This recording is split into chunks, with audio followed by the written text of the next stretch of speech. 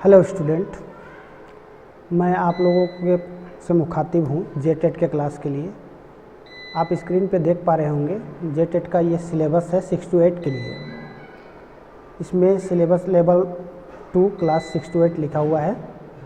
ये सिलेबस आप Jack TET portal से भी डाउनलोड कर पाएंगे आप, और पढ़ने की बात है तो आप भी बहुत अच्छी तरह से पढ़ सकते हैं। इसलिए हम अभी इसको सिर्फ सरसरी तौर पर आपको दिखाते जा रहे हैं।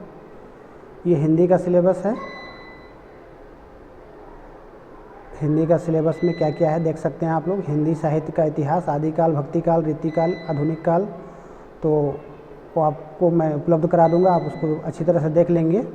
अभी मैं सिर्फ सरसरी तौर पर देखने के लिए हाजिर हुआ हूँ। तो इसी का अगला पार्ट है। इसमें फिर इंग्लिश का सिलेबस है। जो 15 नंबर का इंग्लिश होगा उसमें क्या क्या चीज़ रहेगा वो यहाँ दिया हुआ है। The age of Chaucer poetry है। The age of Shakespeare drama है। The classical age poetry and novel. The romantic age poetry and novel. The Victorian age poetry and novel. The modern age poetry, drama and novel and English grammar. तो ये syllabus है English का। फिर यहाँ पर उर्दू का जो सिलेबस की बात आई है तो यहाँ पर बोल दिया गया है as per syllabus of graduation of state universities in Jharkhand. अब झारखंड में भी बहुत सी यूनिवर्सिटियाँ हैं, 12-13 यूनिवर्सिटियाँ तो हैं, और सभी का सिलेबस में कुछ कुछ चीज़ें डिफरेंट भी हैं। तो इतना सिलेबस पढ़ना पड़ेगा उर्दू के लिए, जो कि पॉसिबल नहीं है।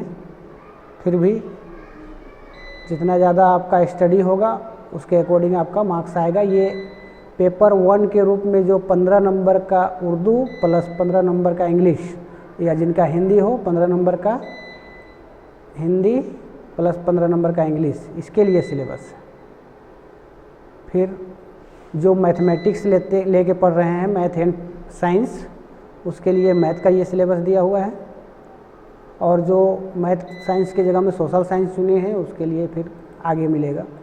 तो ये मैथ का सिलेबस है, मैथ और साइंस का सिलेबस है ये दोनों में से आप एक ही रख सकते हैं 6 to 8 के लिए, या तो मैथ साइंस या फिर सोशल साइंस।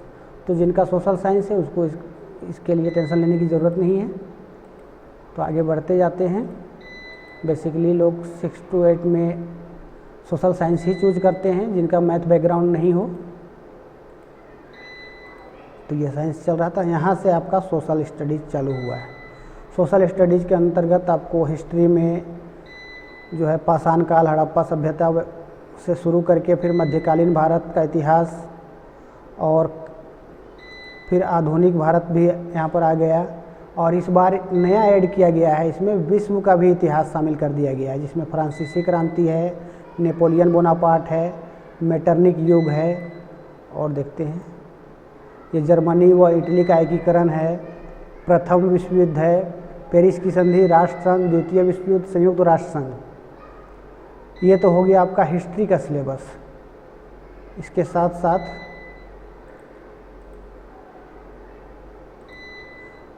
सोशल स्टडीज़ में तो सभी चीज़ें आती हैं ना। तो ज्योग्राफी के सिलेबस में फिजिकल ज्योग्राफी है, earthquake and volcanoes, landform formed by rivers, glaciers, winds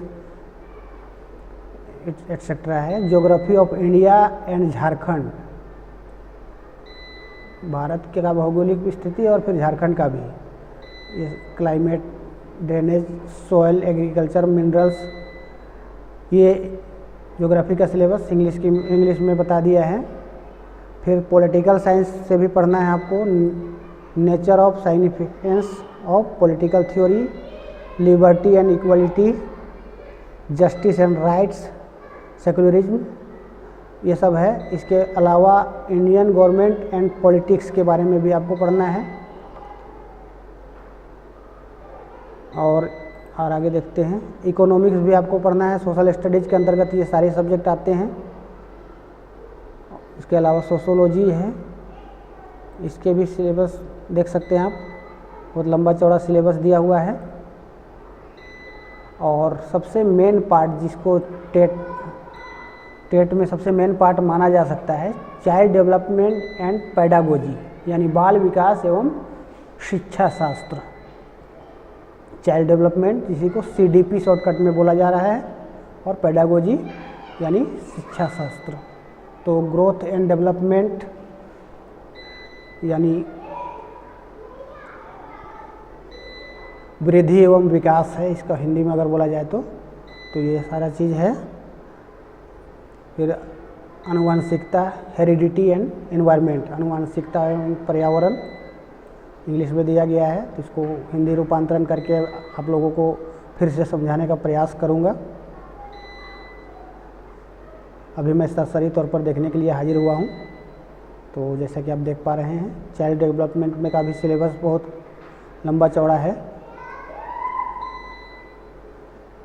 फिर आगे है जनरल स्टडीज, सामान्य अध्ययन से संबंधित प्रश्न।